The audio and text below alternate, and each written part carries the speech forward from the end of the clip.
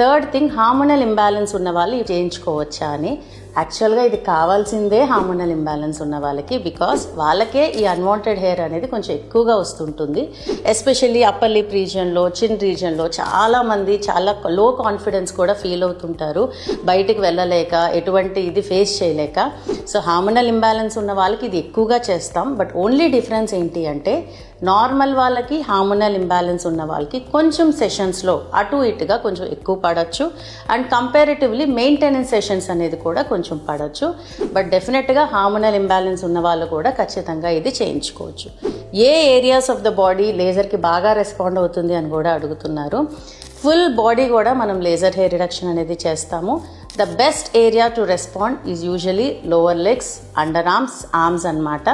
తర్వాత ఫేస్లో upper lip and chin, upper lip and చిన్లో అప్పర్ లిప్, అట్లా డిసెండింగ్ అండ్ అసెండింగ్ ఆర్డర్స్లో రెస్పాన్స్ టు ద లేజర్ మీ గ్రోత్ని బట్టి దాని రెస్పాన్స్ అనేది ఉంటుంది.